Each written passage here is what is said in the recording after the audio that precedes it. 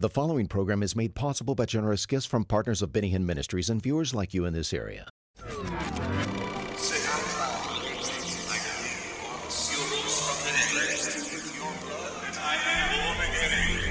Pastor Benny Hinn is urgently preaching the gospel to the lost because the world's only hope is salvation through God's only Son, Jesus Christ. The gift of God is life eternal. This is your day to join Benny Hinn in proclaiming Jesus as Savior and Healer. Some of the most fascinating programs I've ever done on This Is Your Day, I'm doing right now with Jonathan Cahn on what God is saying to us through events that took place in ancient Israel that are happening now, that began happening with 9/11. This is absolutely fascinating. Your book, The Harbinger, is the most mind-boggling book, I think, written in a long, long time. He was with me for the last few days talking about how events in ancient Israel relate to what's going on now in America so precisely, so perfectly. A verse in Isaiah chapter 9, verse 10 says, "The bricks are falling down, we will build with hewn stones, the sycamores are cut down, we will change them into cedars." That verse was spoken in defiance of God's judgments against the Lord. And the Lord said that to Israel. He said, "You've spoken those words now in the pride of your heart." That's what released judgment on Israel. Those same words were spoken by our own leaders here in America the day after 9/11. Tom Daschle spoke those words in the Senate. In the Congress, yeah, Capitol Hill. Yeah. Yeah. And then John Edwards at the time, who was still a part of our government, On the anniversary. spoke it on the anniversary. Now, how does this all tie? Again, one more question, just in case somebody didn't see the programs we've done. How do events that took place thousands of years ago, how are they connected to present-day America? Well, first of all, God speaks through the Bible. God is a consistent God. He speaks through the Bible. He warns nations. He's still the same. And America, as Israel, has been blessed, was dedicated to God as Israel was. It's not Israel, but it was dedicated. It has been blessed by God. And now it's turning away from God as Israel did. And now, so the same pattern of warning and judgment is revealed now to us, because that's what's happening. And there's 9 harbingers, and the word harbinger means warning signs. There's 9 of them in verse 10 of Isaiah chapter 9 that took place in Israel's history, that are taking place now in America, identical. Some of them almost to the very day. Explain that to me. Yeah, well, all the 9 harbingers that were revealed in the last days of ancient Israel are now replaying. It's a replay. Some have appeared in New York City. Some have appeared in Washington, Capitol Hill. Some go to the White House. We haven't even touched on it. Some go to the president. But all of them, in one form or another, happen precisely, precision. And there's a mystery because, we left off last time. We were on Capitol Hill and we were with Tom Daschle. Yeah. And he says, and not only then does he say that vow, but at the end of it he says, that is what we will do. And he's clearly referring to Isaiah 9:10. He's saying, we, America, are going to do what ancient Israel did, which actually led to their destruction. The bricks are fallen down. We will build with hewn stones. The sycamores are cut down, but we'll change them into cedars. And interestingly, a sycamore tree, believe it or not, that was planted right there by ground zero actually fell on 9/11. Yeah, yes. And we didn't even do this one. I mean, that just blew me away when you told me that. Yeah. And okay, go ahead. And we didn't even do that. We didn't even do this. The next harbinger, which we didn't do, was that it says the sycamores have fallen. We will replace them, or we will plant cedars in their place. Right. So another act of defiance. God, you're not humbling us. We're not turning back. The sycamores are down. We're going to take another tree. We're going to plant it right where the sycamore stood, and it's going to be a different tree. It's going to be a stronger tree to show you we're coming back stronger. The Hebrew word, they didn't speak English, of course. They didn't say cedar. They said erez. It's the erez tree in Hebrew. An erez tree can be a cedar today, but it also means a spruce. It means an evergreen conifer tree. By the way, he's a rabbi. He's a messianic rabbi. Jonathan Cahn is a rabbi from New York. He has actually a church. Yeah, Keep in talking, northern New brother. Jersey. I'm fascinated by you. Go ahead. So he said. So it says the Erez tree. So they take this tree, they plant it exactly where the sycamore had stood, or the sycamore stood, and it's in Hebrew. The word is kalaf. It means to plant a tree in a place of another. What does that have to do with America? Well, 2 years after 9/11, a tree appears in the sky. It's on this crane at the corner of Ground Zero, being lowered down into place to go exactly where the sycamore of Ground Zero stood. They're doing the act of replacement without realizing what they're doing. They're putting it exactly where it was. And what kind of tree is it that's coming up? Not a sycamore. It's a biblical Erez tree. It's the same tree that is in Isaiah, that ancient Israel. Now, this is cedar, so it's a different... It's Erez, yeah. Cedar is English. The real word is Erez. There's a tree now. There's a tree right now at the corner of Ground So Zero. if we go to New York right now, we'll see it. You'll see a tree, and it's interesting. It's withering away. It's withering away. They put it there. That's planted right. the same tree Isaiah mentioned with the cut. Yeah. Wow. Just where replanted. where the sycamore stood, and they had a ceremony around the tree, just like with the stone. Who's they? This one was done by people in a church, which some spiritual leader, but I don't know where he's at, and they called it the Tree of Hope. And they said we're putting this tree just where the other tree was. I mean, they're saying exactly what Israel did. They're doing it. They don't know what they're doing either. Now, Jonathan said something very amazing on the programs already that I want to repeat. That when Israel spoke the words of Isaiah 9:10, they were speaking in defiance, and God released judgment after they spoke those words. And those words were spoken by our leaders the day after 9/11. Yes. By Tom Daschle. Yes. And then later again by John Edwards. And later again by Obama himself, who paraphrased it. Yes, and who then wrote the words we mentioned last time, actually wrote the paraphrase on the beam of the tower of the Harbinger. That's going up now. It's going up right now. It's going to be the highest thing in America. It's going to be the words. Wow. And that's what released judgment on Israel, those words, and now it's releasing judgment on us. On America. It's not only the words. The fact is that the words are representing America, which is turning away from God. That's the significant. But it sealed it, and God says here, therefore, because you said that, because it's your heart, this judgment is going to come to you. Now, David Wilkerson, of course, he's with the Lord now. You said that David actually spoke prophetically, said the same thing? I believe it was the week after 9/11, and remember, he didn't know the sycamore, and a lot of this happened after. He just said this from the Lord, and he said it word for word, and he actually said that vow. He said, this is the word God sent to America. And I didn't know that. Isaiah 9:10. Yes, he didn't know what was happening here. I didn't know he said that at the time, but it was there, that time. Listen, I want to talk about the 7 years. Yes, the Shemitah. Talk about the Shemitah. Okay. What is the mystery of the Shemitah? Okay, to set the stage, first off, the overall principle is this, and you see it in all the commentaries. If the nation doesn't respond to that first shaking, there's going to come a second shaking. The second shaking of America is not a building being attacked. It's the very collapse of American power. The Great Recession. We're still living in the shadow of this thing. And the Great Recession happens years later. First shaking, second shaking. Now, there's a mystery that goes back to Moses, goes back to Sinai. But just before you go there, the second shaking, he said earlier, took place on 208, 7 years. The Wall Street collapse. Yeah, the collapse of the American economy was in 208. Was the collapse, absolutely. But that was 7 years exactly. It was. We're gonna. Yeah. Yes. Even to the day or what? Well, we'll get to. Yeah. Okay. I'll get to that. Go ahead. I think I'm rushing you. Go ahead. And so. Yeah, what happened is the mystery of the Shemitah is this. Every 7 years in Israel, they had to stop sowing, stop reaping, stop farming, stop doing the economy, come to a rest, Sabbath year. The Sabbath year is called the Shemitah in Hebrew.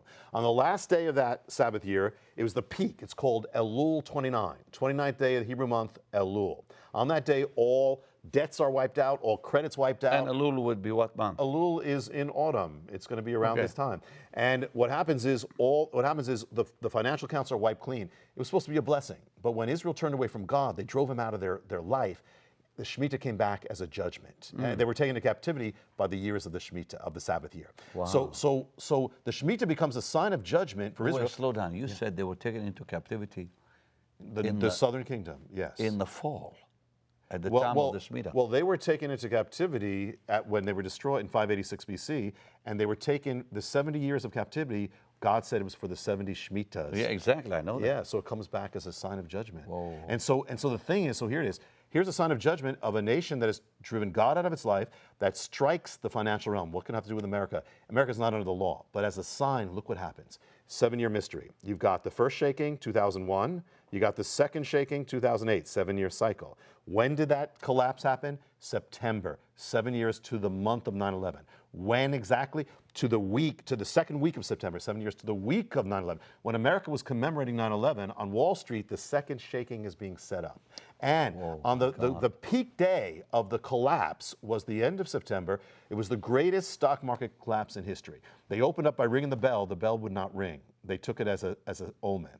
And what happens is Wait, the ring did not happen. Really? They tried to ring. I did not know that part. Even they took it as an omen. And what happened is the greatest crash in American history. And when did it take place? Wipes out the financial accounts. It took place on the 29th day of Elul, the biblical day of the Shemitah, that's appointed to wipe away the financial accounts. Same day? Same day, same hours, because it's got to finish in the afternoon. It comes in the afternoon, finished, wipes away the financial accounts, and if you go back 7 years, 7-year mystery here, go back 7 years, you find September 2001, 9/11. But you also have the other greatest collapse in American history up to that day. The crash, it wipes out everything. When did it take place? The other one? It took place on the 29th of Elul, the exact biblical day of the Shemitah that is appointed to wipe that out as a sign on a nation that has driven God out of its life.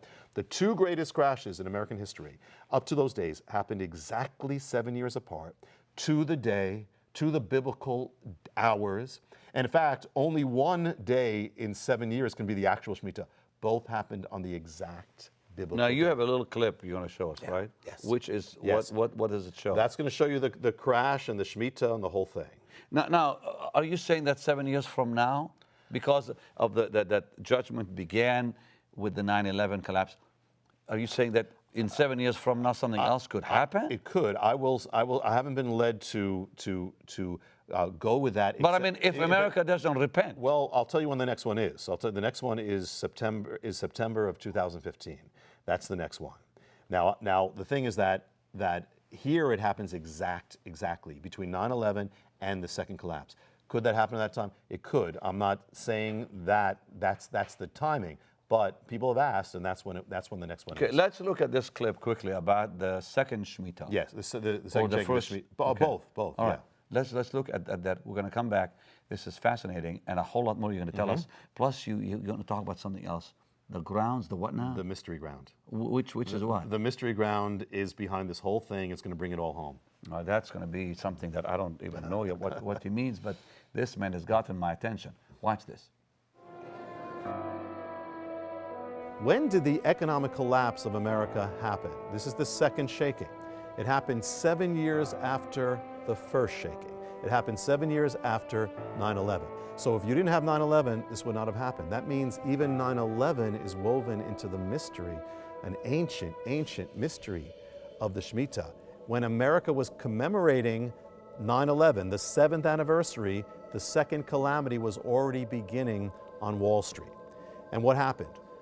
Lehman Brothers went bankrupt. Other companies went bankrupt. Debts and loans were wiped away. Financial accounts were wiped away. Shemitah, the bankruptcies, Shemitah, bailouts, foreclosures, Shemitah, nationalizations, crashes, swept over the world. It was a colossal Shemitah wiping out of financial accounts. What started in America last year has now spread to every part of the world. We're down 9% today. The Xetra DAX over in Frankfurt is down by 9%. The Paris market down by 9%. Austria, which was briefly suspended earlier on in the day, is down by nearly 11%. So when was the peak of the financial collapse? It happened at the end of September in 2008. It was the greatest stock market crash in the history of Wall Street.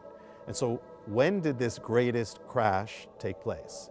It took place on the 29th day of the month of Elul, on the exact biblical day specifically ordained to touch a nation's financial accounts. It took place on the exact biblical day that is a judgment to the nation that has driven God out of its life. Traders here working the phones say a lot of their customers are freaked out, waiting to see how low the Dow will go. We are just seconds to go until the start of trading at the New York Stock Exchange, and stocks are set to kick off lower a whole lot.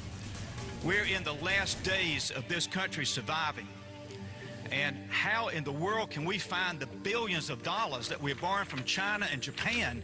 What in the world is happening on Wall Street? Two-year note yields went from 190 to 166 in the blink of an eye. I have never live looked at the Dow Jones Industrial Board and seen a 600-point loss. Who knows where this is going to end up? And it marked the end of a 7-year period, and the key number of the Shemitah is 7. And so how much of Wall Street was wiped out that day? 7%. How many points exactly were dropped? 777. Can't look at it after you buy it. It's so horrible. And that was an end of a 7-year cycle. So there should be another event 7 years before that began it in the financial realm. The first crash took place on September 17, 2001, the greatest stock market crash in history up to that time. And it would keep that record for 7 years. So right there, you have the Shemitah. You have a 7-year period beginning with the greatest crash and ending with the greatest crash on September 29, 2008. There is a little bit of a consternation down here about there being no bell. Our market reporters are standing by. Bob Pisani, have you ever seen anything like no bell? Yeah, that's a little strange here. Because the opening bell of Wall Street wouldn't sound. People took it as a bad omen. But what date was September 17th on the Hebrew calendar? And the answer is stunning. September 17, 2001 was also the 29th day of Elul, the day when a nation's financial accounts are wiped away. So the two greatest stock market point crashes in the history of Wall Street up to that date happened on the exact, both of them, on the exact biblical day ordained to touch a nation's financial realm. Exactly 7 Hebrew years apart. It's mind-boggling. But even beyond that, Elul 29 comes around once every year, and that would be enough. But it's even more than that. Only one Elul 29 can start or end the Shemitah. And that comes around only once every 7 years. So when did the crash of 2008 happen? It wasn't only on Elul 29, it was on the specific exact Elul 29 that comes around only once every 7 years that can end the Shemitah or fulfill the Shemitah. In fact, when it was happening, when the markets of the world were crashing, at the same time in Israel, Orthodox Jews were symbolically erasing their debts. And that means that the other Shemitah, 2001, also took place on the one and only Elul 29 that can end the Shemitah. The Shemitah means literally in Hebrew, it can mean the release, but it can also mean the letting fall or the collapse, the letting collapse. So what was the Shemitah? Not only the collapse of the economy, according to an ancient mystery, but it's the letting collapse of the American-led world order. It's letting collapse America's prosperity that had been there, the leadership that had been there from the end of the Second World War. It's all collapsing. This is the Shemitah, the sign of judgment on a nation's economy and finance, for a nation that once knew God, but drove him out, a warning that its blessings will be removed if it does not turn back to God. Amazing. I mean, to me, that's fascinating. Really, it is mind-blowing. Yeah. And now, you know, you said it could happen again in 2015. Yeah, I'm not led to pinpoint that as a timing, but people have asked, when's the next one? It's September of 2015.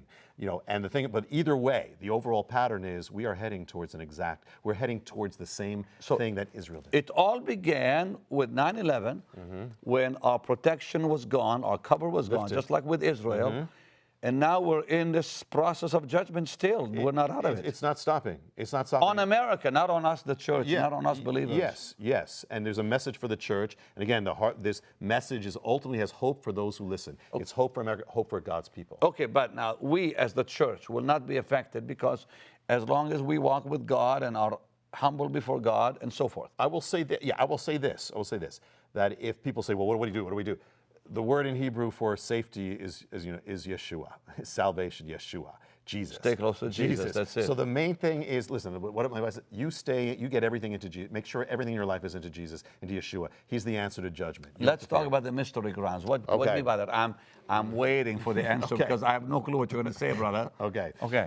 There's a principle that happened with Israel that when the judgment came to Israel, it returned to the nation's ground of dedication. Where the nation was dedicated to God was the Temple Mount. Right. Solomon Moriah. there. Yeah. Solomon there. He had gathered the nation. They prayed. He prayed for the future. God, what happens if they fall away from you and all that? And it's all that ground is the dedication ground. When judgment finally came, the destruction returns to the ground, to the temple. When it returns to the Temple Mount, people, it's God saying, you got to return. Look what you've fallen from. So this is the key. It returns to that ground. What could it have to do with America? There is a day in America's history that parallels a day in Israel, and that is the first day of America as a fully formed nation that we know of, as today we know, was not 1776. It was 1789 when for the first time there was a president. Washington was sworn in that day. Yeah. Sworn in the capital city.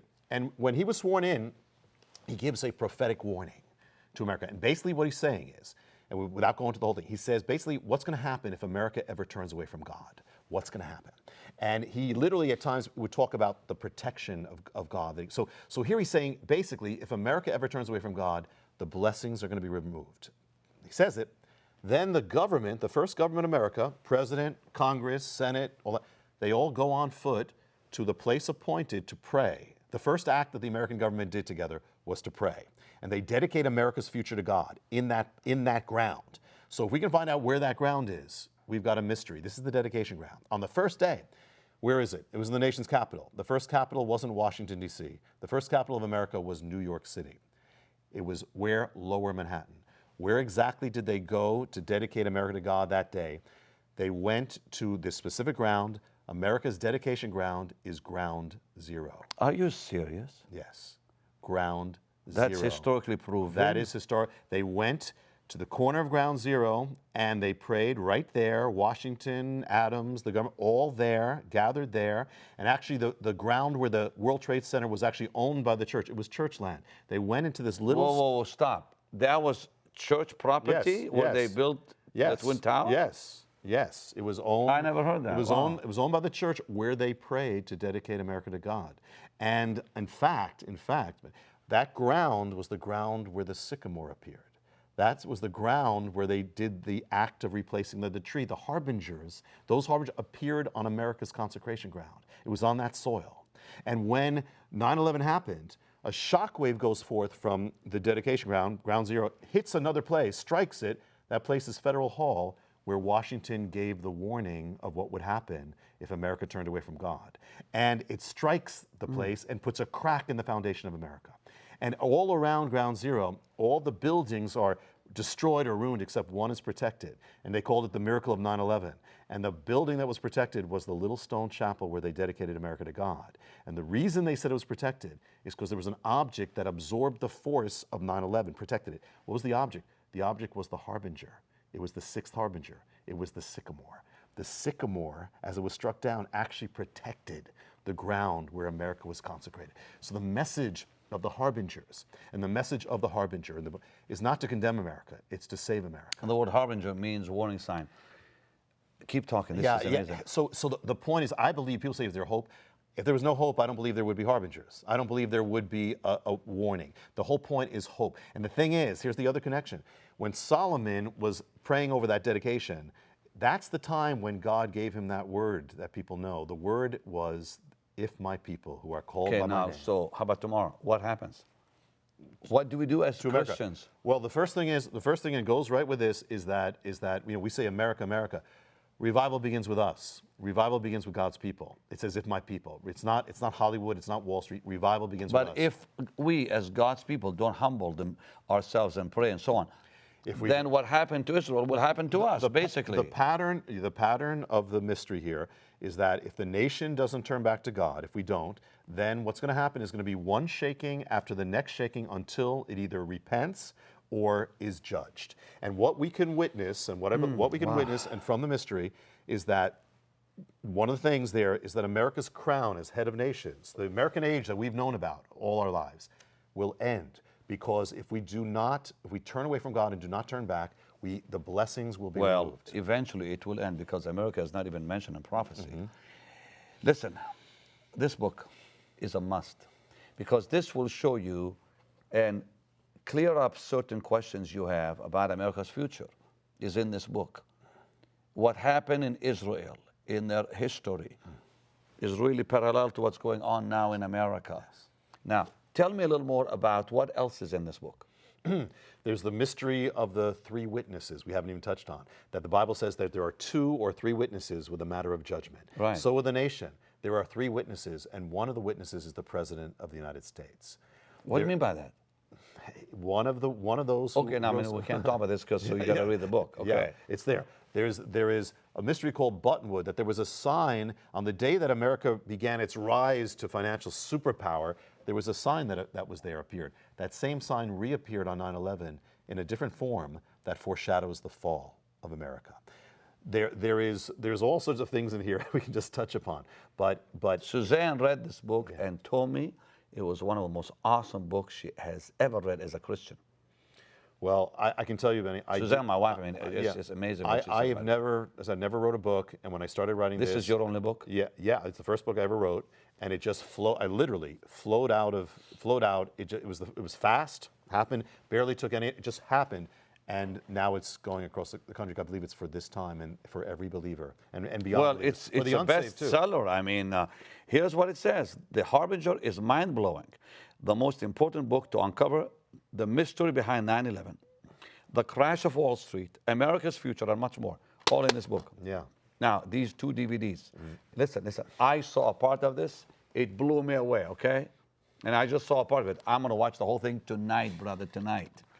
This is awesome. Tell them more on what's on this 2 DVDs. Yeah, each one is different, and they go together. And this one is 2 DVDs. Is actually you're going to see everything we're talking about. Everything when we speak about someone doing this or something, you're going to see the clips of it. You're going to see all the images of it. So it's actually you're kind of living through it. It's done very powerfully as like a documentary, and it's done where you show this to somebody, they're going to get it like right away. And they're showing this in churches. They're beginning to People show are getting saved, yes, watching and this. repenting and coming into prayer for America. This is like proving to people there's a God. Even and what's atheists. happening, even atheists, that what's happening in America is not just by chance. Yeah, this is to believer and non-believer alike.